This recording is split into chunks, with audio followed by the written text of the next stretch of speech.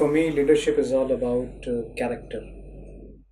If a leader who don't possess any character, I don't think that person is a leader. To be a great leader, to become a leader, you need to have a good character. What do organizations need? What do countries need? What do families need? There is one thing that they all need, that is leadership. According to a survey by Reader's Digest, leadership is the scarcest resource any country has. As far as leadership is concerned, leadership is applicable in every aspect of our life, be it our professional life, be it our family life.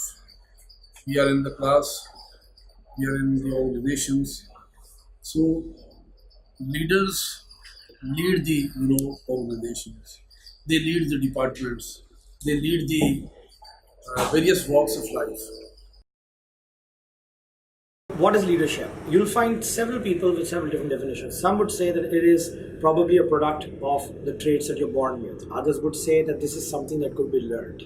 If you ask me what leadership is, I would say it's a combination of the two. And it should also include an element of, a chance or an opportunity. I personally believe that people hold different paradigms on the very construct of leadership.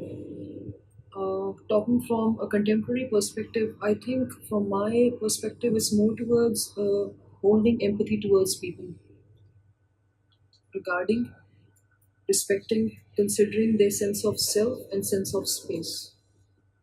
That's my small take on leadership. Leaders are they are people representatives. It's an inclusive idea. There are various ways through which leadership could be exercised. It could be nurtured. I kind of have my own reservation to the thought that leaders are born. I believe that it's a competency. We build it in time. We're not born with it. But we need to allow our minds to flow freely, to think from different perspectives. And for me, it's all about building human tolerance. If that is something we work towards having an edge, I think we can take people along, and leadership could be exercised this way. Leadership is getting great results by influencing positive relationships. And for students of BBA and MBA, it becomes extremely important because a lot of CEOs and top people come in our university, and students ask them this question that what do you look in the students when you're inducting them?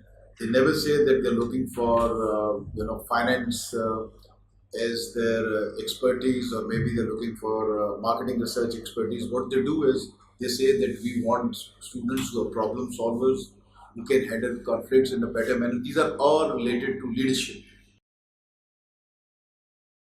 Our history is filled up with examples of people who probably, if you were to look at the textbook definition of leadership and you look at all those brilliantly well-made, lists of traits, they would have all of those. Take an example of a very famous ruler, Salahuddin Ayyubi, and his younger brother, Al-Adil.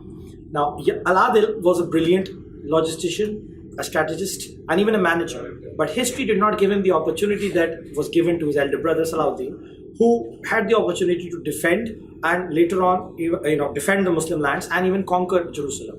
Al-Adil, on the other hand, is not remembered that well by history, despite the fact that he was the defender of the two holy cities.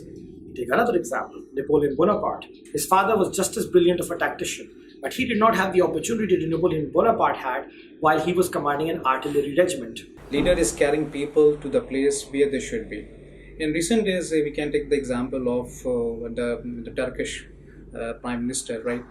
There was a serious coup there at Turkey, and they came out to defend that leader. Reason is that people want that person to be the leader. Why? Because that person justify himself as a pure leader, as a true leader, as he did a lot of things to the nation. I mean, he turned a nation who was in serious debts to a donor to IMF. And the more relevant example is the example of Muhammad, peace be upon him, the Prophet. He was the man of character. That's why he was the greatest of all leaders. I mean, we don't have any such leader in the life, right? Are you willing to be a leader? Have you ever tried to be a leader? Have you ever led any adventure, a classroom assignment, a family function, or any other responsibility.